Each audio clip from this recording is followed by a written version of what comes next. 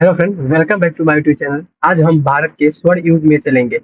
गुप्त साम्राज्य के उस समय के बारे में बात करेंगे जब भारत विज्ञान, गणित, कला और संस्कृति में दुनिया का नेतृत्व कर रहा था। इस वीडियो में आपके लिए है 100 एमसीक्यू, यानी 100 सबसे महत्वपूर्ण प्रश्न जो न केवल आपको एमसीक्यू एग्जाम बल्कि कॉम्पिटेटिव एग्जाम के लिए भी बहुत जरूरी है।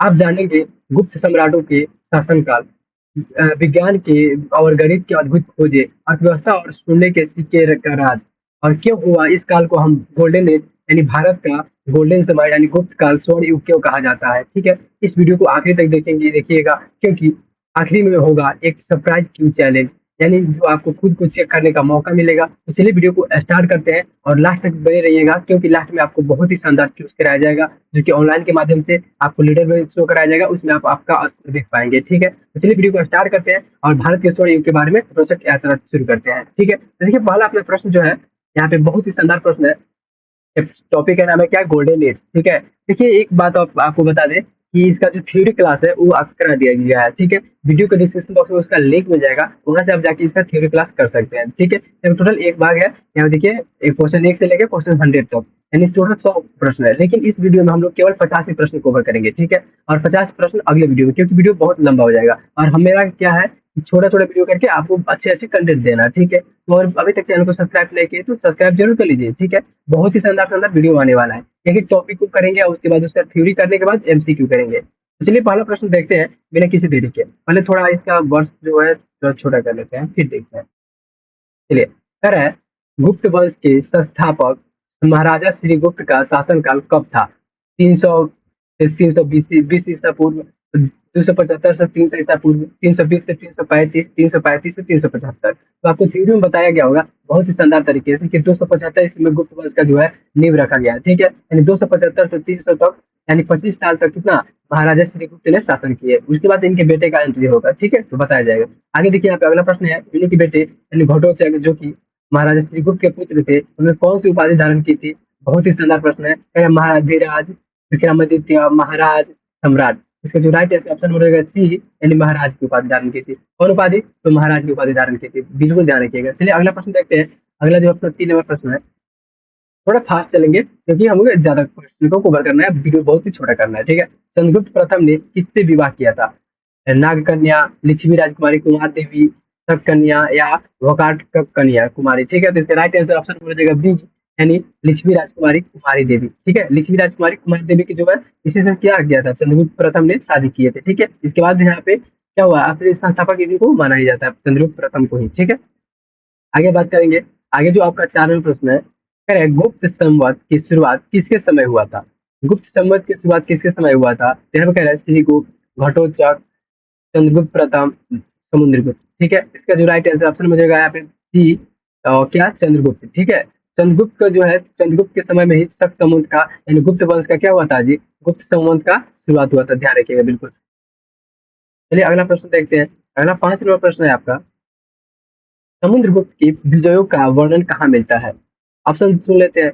एरर स्तंभ, इलाहाबाद स्तंभ लेख, मंदौर लेख, और डी नंबर ऑप्शन जो है प्रयाग प्रशस्ति। ठीक है, तो इसकी जो राइट आंसर ऑप्शन नंबर आपका हो जाएगा बी, यानी इलाहाबाद स्तंभ लेख। ठीक है, ऑप्शन नंबर इसका बी हो जाएगा। इलाहाबाद स्तंभ लेख में क्या मिलता है जी, इनका जो अभिलेख का जो है वर्णन मिलता है, विजयों का वर्णन मिलता है। ठीक है, बिल्कुल बहुत ही शानदार तरीके से इसको करा जाएगा, तो वीडियो में लास्ट तक बने रहिएगा। अभी देखिए 6 नंबर प्रश्न है। 6 नंबर प्रश्न क्या कह रहा है, समुद्रगुप्त का प्रिय वाद्य कौन था?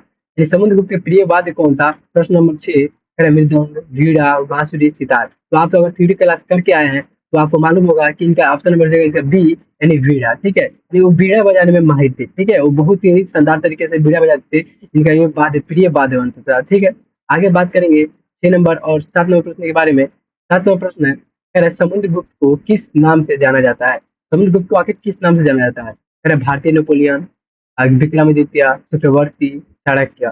इसका जो राइट आंसर आपका ऑप्शन नंबर हो जाएगा ए, यानी भारतीय नेपोलियन के। ठीक है, बहुत ही शानदार प्रश्न है, इसको याद रखिएगा, डायरेक्ट एग्जाम में पूछा जाता है कि यानी समुद्रगुप्त को, यानी नेपोलियन का, भारतीय नेपोलियन किसे कहा जाता है, समुद्रगुप्त को, या समुद्रगुप्त को किस नाम से जाना जाता है, तो भारतीय नेपोलियन के नाम से। ठीक है, बिल्कुल। अगला प्रश्न देखते हैं, 8 नंबर प्रश्न। कह रहा है, चंद्रगुप्त द्वितीय की राजधानी कहाँ थी?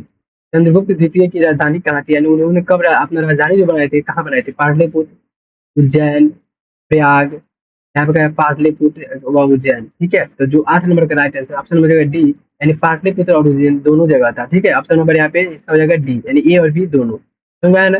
चलिए आगे देखते हैं 9 नंबर प्रश्न के बारे में। 9 नंबर प्रश्न है, चंद्रगुप्त देखिए आप, चंद्रगुप्त द्वितीय ने किसे हराकर विक्रमादित्य की उपाधि धारण की थी। यानी चंद्रगुप्त द्वितीय जो थे, तो उन्होंने किसे हराकर अपना मतलब विक्रमादित्य की उपाधि धारण की थी? हुरों को, सक्षातुपतों को, कुषाणों को, पल्लवों को। ठीक है, तो 9 नंबर का जो राइट आंसर ऑप्शन मिल जाएगा बी, यानी सक्षातुपतों को। ठीक है, सक्षातुपतों को हराकर क्या किए थे? तो अपना जो है विक्रमादित्य की उपाधि धारण कर लिए थे। ठीक है, अगला प्रश्न देखते हैं। अगला 10 नंबर प्रश्न है, चंद्रगुप्त द्वितीय के दरबार में कौन से नवरत्न प्रसिद्ध थे? तो नवरत्न के बारे में कह रहा है, देखिए यहाँ पे बहुत ध्यान से सुनिए। नवरत्न मतलब होता है कि 9 प्रसिद्ध व्यक्ति, यानी अपने अपने फील्ड में 9 एक्सपर्ट को क्या कहा जाता है? नवरत्न कहा जाता है। उसी में थे कालिदास, ब्रह्महिर, धन्वंतरी। ठीक है, तो यहाँ पे ए ऑप्शन में 10 नंबर का जो राइट है ऑप्शन में हो जाएगा, यानी जो प्रमुख इनमें 3 व्यक्ति थे वो कौन कौन थे जी? तो कालिदास थे, बड़ा थे और धन्वंतरी थे। ठीक है, धन्वंतरी को याद रखिएगा। यहाँ से एक और फैक्ट बनता है, धन्वंतरी को जो है औषधि का, ठीक है, औषधि का यानी आयुर्वेद कहा जाए हम लोग,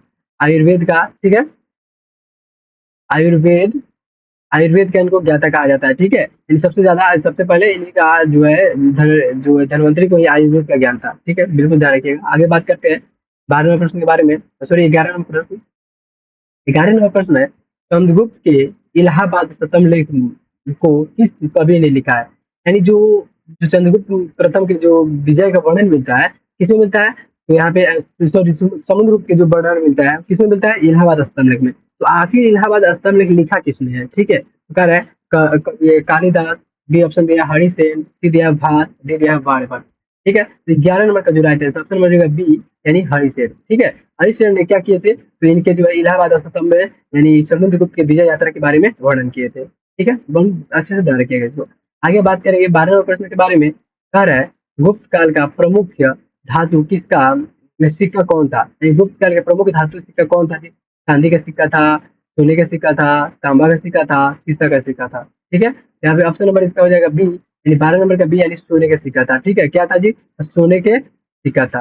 गुप्त काल का प्रमुख धातु सिक्का किससे बना होता था? तो सोना से बना होता था। ठीक है, अब देखिए यहाँ पे बात करेंगे 13वें प्रश्न के बारे में। कह रहा है, चंद्रगुप्त द्वितीय का दूसरा नाम क्या था? यानी चंद्रगुप्त द्वितीय का जो है दूसरा नाम क्या था? विक्रमादित्य, अशोक, समुद्रगुप्त, कुमार गुप्त। ठीक है, तो इसका जो राइट आंसर ऑप्शन हो जाएगा ए, यानी क्या था नाम जी? तो इसका विक्रमादित्य नाम था। ठीक है, चंद्रगुप्त द्वितीय का विक्रमादित्य नाम था, क्योंकि इन्होंने जो सब क्षत्रपों को हरा कर इन्होंने विक्रमादित्य को उपाधि धारण किए थे। इसको भी बिल्कुल ध्यान रखिएगा। चलिए बात करते हैं 14वें प्रश्न के बारे में। करे क्या, गुप्त काल को किस युग के नाम से जाना जाता है?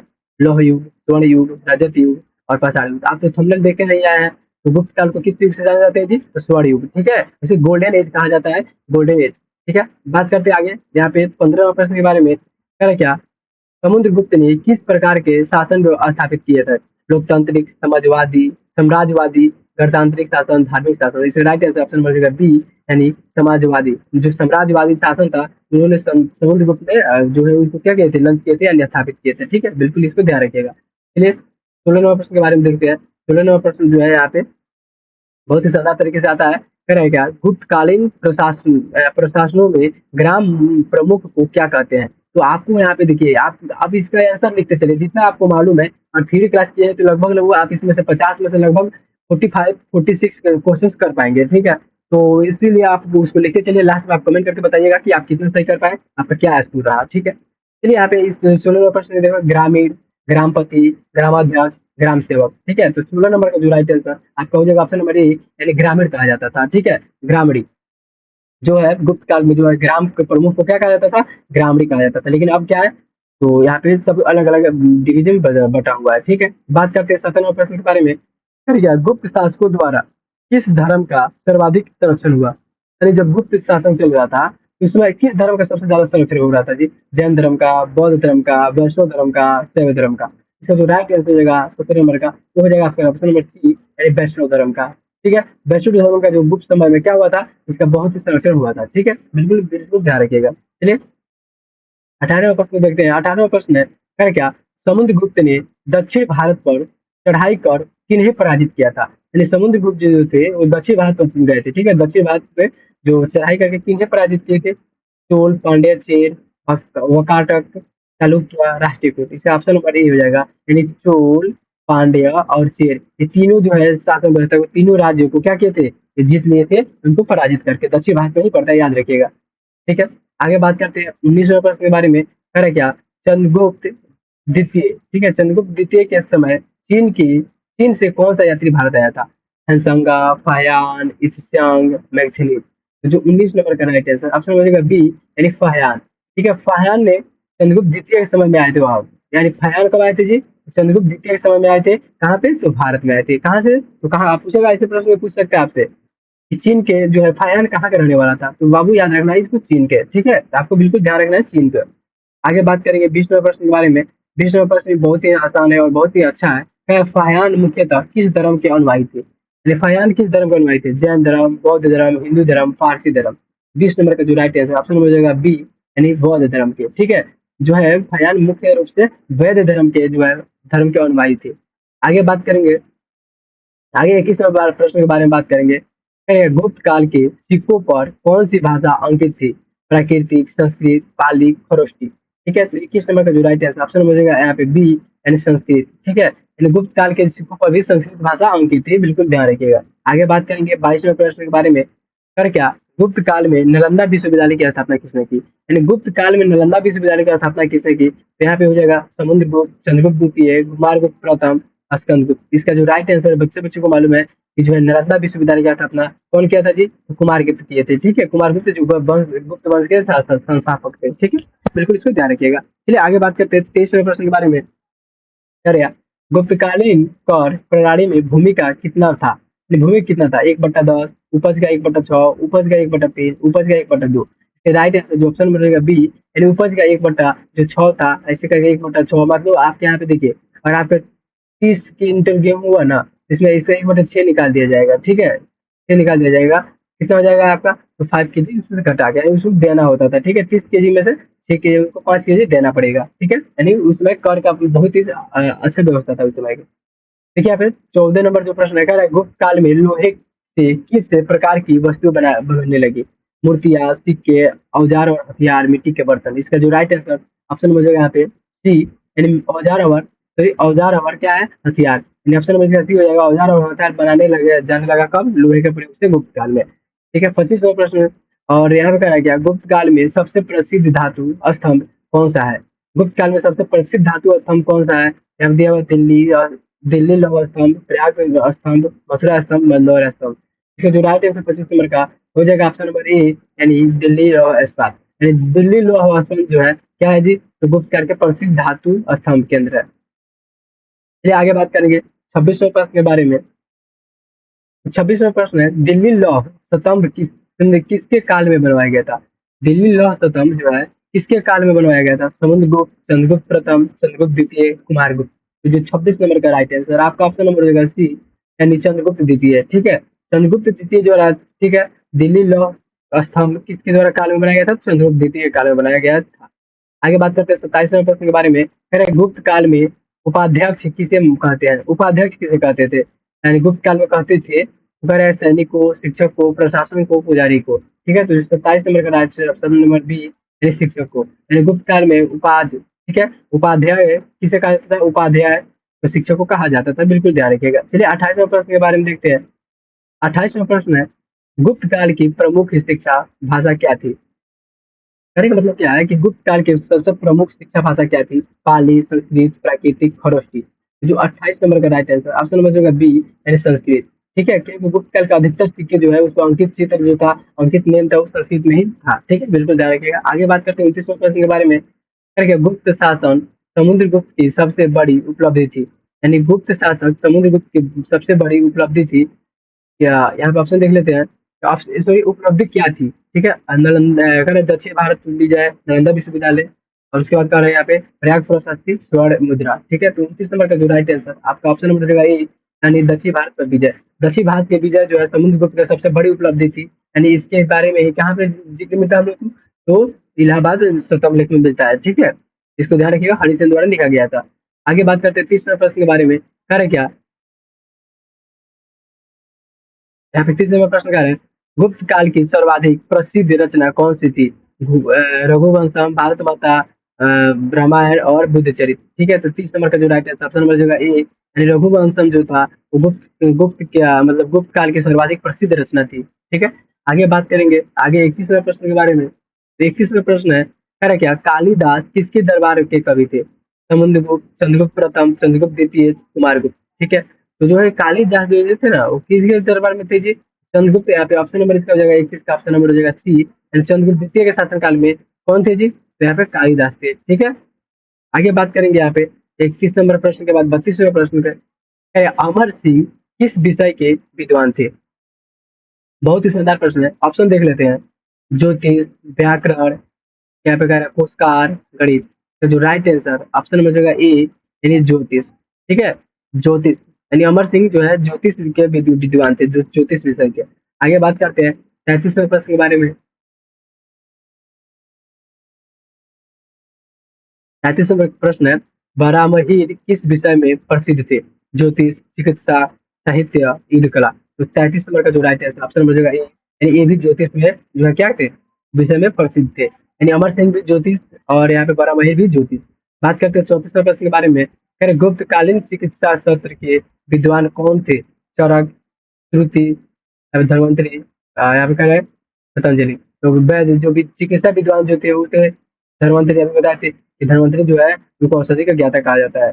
आगे बात करेंगे यहाँ पे 35वें प्रश्न के बारे में। सॉरी, 35 नंबर हो गया, 36वें प्रश्न के बारे में कह रहा है गुप्त काल में किस धातु का उपयोग सर्वाधिक हुआ है? सोना, चांदी, तांबा, लोहा, यहाँ पे चांदी। इसका जो राइट आंसर हो जाएगा कि गुप्त काल में किस धातु का सबसे अधिक प्रयोग हुआ था? सोना का हुआ, क्योंकि वहाँ पे सोना का ही सिक्का चलाया जा रहा था। ठीक है, आगे बात करेंगे यहाँ पे फाहियान ने किस ग्रंथ की रचना की है? तो फाहियान जो थे वो किस ग्रंथ की रचना की? तो जो चीन के यात्री थे वो कह रहे सी यू की, हो कोनू, या फिर इंडिका, महाभारत। इसका जो राइट आंसर ऑप्शन में मिलेगा बी, यानी इंडिका। ठीक है, सॉरी, फोको की, फाहियान ने फोको की पुस्तक की रचना की है। आगे बात करेंगे यहाँ पे 38वें प्रश्न के बारे में। कर क्या गुप्त काल में मुद्रा प्रणाली किस धातु पर आधारित थी?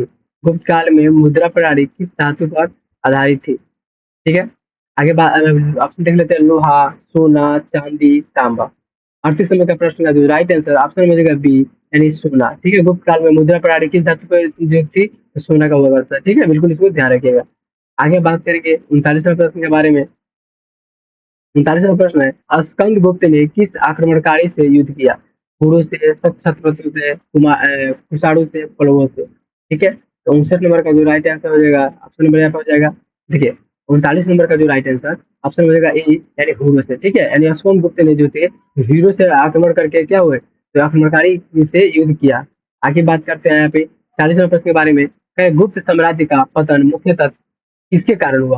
यानी गुप्त साम्राज्य की यहाँ पे एक बात समझ लीजिए कि कोई भी चीज जो है ना, कोई भी चीज जितना जल्दी फूल फैलेगा ना उतना जल्दी उसका समाप्ति होगा। यानी एक शिखर होता है, कोई भी हर एक चीज का क्या होता है जी, एक शिखर होता है, वहां से उसको रिटर्न आना ही है। ठीक है, उसी तरह क्या हुआ, गुप्त साम्राज्य जो है वो अपने आप में फले फूल रहा था, उसको गोल्डन एज कहा जाता था, उसे सोने का जो है स्वर्ग कहा जाता था। उसी तरह क्या हुआ, उसके किसी कारण से जो है क्या उसका पतन होने लगा। तो हुरों के आक्रमण, समुद्रगुप्त की मृत्यु, प्रशासन कमजोरी, चंद्रगुप्त द्वितीय की मृत्यु। ठीक है, तो जो 40 नंबर का ऑप्शन नंबर रहेगा ये, यानी हुरो के आक्रमण। हुरो के आक्रमण से जो है क्या कौन लड़े थे जी? तो यहाँ पे नेपोलियन बोनापार्ट जो थे समुद्रगुप्त लड़े थे हुरो के आक्रमण, हुरो को लड़के भगा दिए थे। लेकिन क्या हुआ कि गुप्त साम्राज्य के पतन होने लगा जब यहाँ पे लास्ट इनके शासन खत्म हुए थे। ठीक है, आगे बात करेंगे यहाँ पे कह रहा है गुप्तकालीन भूमि कर को क्या कहा जाता है? गुप्तकालीन भूमि कर को क्या कहा जाता है? ठीक है, गुप्तकालीन भूमि कर को क्या कहा जाता है? तो यहाँ पे कर, भोग, यहाँ पे भाग। तो इसका जो राइट आंसर ऑप्शन मिल जाएगा बी, यानी भाग कहा जाता था। 41 का ऑप्शन नंबर बी। बात करते हैं 42वें प्रश्न के बारे में। कह रहा है गुप्त काल में धार्मिक साहित्य सहिष्णुता किस रूप में दिखाई देता है? केवल बौद्ध धर्म का समर्थन, केवल हिंदू धर्म का समर्थन, सभी धर्मों का संरक्षण, यहाँ पे कह रहा है क्या किसी धर्म का भी संरक्षण नहीं। अभी गुप्त काल में धार्मिक सहिष्णुता किस प्रकार दिखाई दे रहा है? तो 42 नंबर का जो राइट आंसर ऑप्शन नंबर हो जाएगा बी, सॉरी ऑप्शन नंबर हो जाएगा सी, यानी सभी धर्मों का संरक्षण। यानी क्या हुआ कि गुप्त काल में सभी धर्मों का संरक्षण दिया गया है। तो बहुत ही इंपॉर्टेंट बन रहा है प्रश्न, इसको बिल्कुल याद रखना है। आगे बात करते हैं यहाँ पे आगे बात करें तो 43वें प्रश्न के बारे में। 43वां प्रश्न है, गुप्तकालीन प्रशासन की सबसे छोटी इकाई क्या थी? यानी गुप्तकालीन प्रशासन की जो है सबसे छोटी इकाई क्या थी? ग्राम, नगर, राज्य, जनपद। इसका जो राइट आंसर यानी 43 नंबर का राइट आंसर ऑप्शन नंबर जगह ए यानी ग्राम। ठीक है, क्या थी जी? तो ग्राम थी। यानी सबसे मुगल जो है क्या गुप्त साम्राज्य में गुप्तकालीन प्रशासन में प्रशासन की सबसे छोटी इकाई होती थी, वो होता था क्या? तो ग्राम। ठीक है, ध्यान रखिएगा ग्राम होता था। आगे बात करेंगे 44वें प्रश्न के बारे में। है क्या? गणित सॉरी गुप्त काल में। ठीक है, 45वां प्रश्न है, गुप्त काल में विषयापति कौन था? विश्वपति कौन था? ग्राम मुखिया, जिला प्रमुख, कार संयोजक, मंत्री। ठीक है, तो 45 नंबर का जो राइट आंसर ऑप्शन नंबर हो जाएगा बी, यानी क्या हो जाएगा जी? तो जिला प्रमुख थे। गुप्त काल में सभापति को क्या कहते थे? जिला प्रमुख कहा जाते थे। ठीक है, इसको बिल्कुल ध्यान रखना है। चलिए 46वां प्रश्न के बारे में बात करेंगे। 46वां प्रश्न है, अरे गुप्त काल में विदेशी यात्रियों का मुख्य उद्देश्य क्या था? व्यापार करना, धर्म प्रचार और शिक्षा करना, युद्ध, राजनीतिक युद्ध। यहाँ पे ऑप्शन नंबर डी दिया हुआ है युद्ध। ठीक है, तो 46 नंबर का जो राइट आंसर ऑप्शन नंबर देगा बी, यानी धर्म व शिक्षा के प्रचार करना। पुस्तकाल में विदेशी यात्रियों का मुख्य उद्देश्य था धर्म और प्रचार और शिक्षा प्राप्त करना। आगे बात करें 47वें प्रश्न के बारे में। है क्या? गुप्त काल की सबसे बड़ी विशेषता क्या थी? राजनीति, कला व साहित्य का विकास, युद्ध, विदेशी आक्रमण।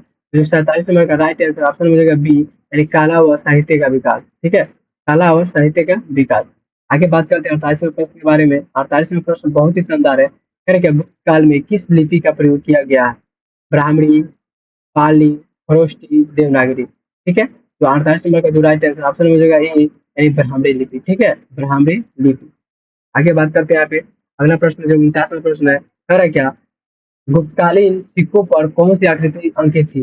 देवी देवता व राजा की प्रतिमा, पशु पक्षी, कृषि उद्देश्य, समुद्री जहाज। इसमें जो राइट आंसर हो जाएगा ये, यानी देवी देवता का राज, लेकिन देवी देवता के राज्य लेकिन और राजा के प्रतिबिंब था। ठीक है, बात करते हैं 50 नंबर और इस वीडियो का लास्ट प्रश्न। करे क्या? गुप्त काल के अंत में भारत पर किसका आक्रमण हुआ था? तुर्क का, हुरो का, अंग्रेज का, शक का। तो जो 50 नंबर का राइट आंसर ऑप्शन में मिलेगा बी, इन हुरो का। ठीक है, गुप्त काल में गुप्त काल के अंत में किसका जो योगदान था, किसका महत्वपूर्ण योगदान था? तो हुरो का। हुरो द्वारा क्या किया गया? आक्रमण किया गया और उसके बाद यहाँ पे क्या होता है? यहाँ पे इनको हरा दिया गया। ठीक है, तो बहुत ही शानदार प्रश्न हुआ 50 प्रश्न। 50 प्रश्न में आपको बताना है कि आप 50 में आखिर कितना कर पाए। ठीक है, आपको आखिर कितना सही हो पाया, इसको आपको कमेंट बॉक्स में बताना है कि हम मेरा इतना में इतना सही हुआ। ठीक है, तो बहुत ही अच्छा लगा हमें और आगे वीडियो बनाने के लिए भी अच्छा हम प्रेरित होंगे। ठीक है, तो आगे बात करते हैं। आप देखिए यहाँ पे प्रश्न और भी है यहाँ पे। ठीक है, 51 से यहाँ पे प्रश्न है जो भाग 2 में यहाँ पे बनाया गया है, 51 से लेकर 100 तक। इस प्रश्न के लिए आप वीडियो चैनल को सब्सक्राइब करके रखिए, क्योंकि अगले वीडियो में पार्ट 2 करके जाएगा, जिसमें इस इन 50 क्वेश्चन को भी कवर कर लिया जाएगा। ठीक है, अभी तक हमारे चैनल को सब्सक्राइब नहीं किए तो प्लीज सब्सक्राइब कर लीजिए, वीडियो को लाइक कर दीजिए और अपने दोस्तों में जरूर शेयर कीजिए ताकि उनको भी इससे बेनिफिट हो सके। ठीक है, तो बहुत ही शानदार है। चलिए अब बात करते हैं। हम आपको बताए थे क्या कि यहाँ पे आप अगर आगे मतलब जीके चैलेंज कैसे कर सकते हैं, जीके का टेस्ट कैसे देंगे। ठीक है, इसको स्किप करते हैं और यहाँ से हम बाहर निकलते हैं और फिर बात करेंगे यहाँ पे। सबसे पहले हम लोग गूगल ओपन कर लेते हैं। ठीक है, गूगल ओपन करने के बाद यहाँ पे आपको सर्च करना है, कुछ भी सर्च नहीं करना है। यहाँ पे लिखना है आपको, एक बार से भाषा लैंग्वेज चेंज करके लिख देते हैं सीजीएल फैक्ट। ठीक है, सीजीएल फैक्ट स्टेटस, STATUS। ठीक है, लिखते ही सर्च करिएगा मोबाइल या किसी चीज में, तो यहाँ पे ओपन हो जाएगा। अब फर्स्ट वेबसाइट जो आ रहा है यहाँ पे, यही वेबसाइट है। ठीक है, इसी पे क्लिक करना है आपको। क्लिक करने के बाद क्या होगा कि यहाँ पे बहुत सारे मॉक टेस्ट अवेलेबल मिल जाएंगे आपको। यहाँ पे आपको कैटेगरी में मिल जाएगा, तो आप यहाँ पे जाके एसएससी में, यहाँ पे रीजनिंग में ऑनलाइन टेस्ट हो जाएगा, टेस्ट पे क्लिक कीजिएगा तो आपको सारे टेस्ट यहाँ पे दिखने लगेंगे। ठीक है, देखिए यहाँ पे टेस्ट है, सब जितना भी इस कैटेगरी में रखा गया है सारे टेस्ट दिखने लगेगा। यहाँ पे गाइड यहाँ पे देखिए। देखिए अभी हम जो पढ़ेंगे गुप्त काल के मॉक टेस्ट 100 ऑब्जेक्टिव एमसीक्यू, अभी जो हम लोग किया है लोग, इसमें 50 प्रश्न करे लोग, तो 50 आप इसको जरूर जाके एक बार लगा लीजिए ताकि आपको रिवीजन हो जाए। ठीक है, देखिए यहाँ पे जी क्लिक करेंगे और यहाँ पे सब्सक्राइब कर लेंगे अपना, जो सब्सक्रिप्शन का मैसेज आएगा। उसके बाद आपको कुछ नहीं करना है, नीचे आना है और यहाँ पे देखिए उसके बारे में कुछ दिया हुआ है, गुप्त वंश स्वर्ण युग, इसके बारे में डिस्क्लेमर दिया हुआ है, इसको पढ़ लेना है, कैसे आप चीजें कीजिएगा, कैसे आप टेस्ट दीजिएगा, रिजल्ट का कैसे डाउनलोड होगा, इसको सब्सक्राइब कर लीजिएगा। ठीक है, बाकी स्टार्ट मॉक टेस्ट करेंगे और इसके बाद यहाँ पे स्टार्ट हो जाएगा। देखिए कह रहा है गुप्त वंश के संस्थापक कौन थे? श्रीगुप्त, घटोत्कच, चंद्रगुप्त और गुप्तगुप्त। तो इसका राइट आंसर नंबर ए हो रहा है, इसको एक क्लिक कर देंगे। ठीक है, जैसे घटोत्कच की कौन उपाधि धारण की थी? तो भाई अभी अब 2 नंबर ऑप्शन क्वेश्चन था महाराज, यानी बिल्कुल वही सेम टू सेम क्वेश्चन है, आपको बिल्कुल याद रखिए। यहाँ पे जाना राज हमारी देश में जैसे गुप्त संवत की शुरुआत किसके समय में हुआ था? गुप्त संवत का प्रथम हुआ चंद्रगुप्त प्रथम के द्वारा हुआ था। ठीक है, इसको अलाउ कर लेंगे, बहुत ही शानदार रहेगा, ताकि नोटिफिकेशन भी मिल जाएगा। चलिए इसी तरह हम आगे जाइएगा, आप इसको कर लीजिएगा पूरा। ठीक है, बहुत ही शानदार तरीके से पूरे टोटल 100 है। आप इस यहाँ पे जाके ऐसा के बाद नीचे चले जा रहे हैं, ठीक है? आप फ़ोन में भी इसको आराम से देख सकते हैं, ठीक है?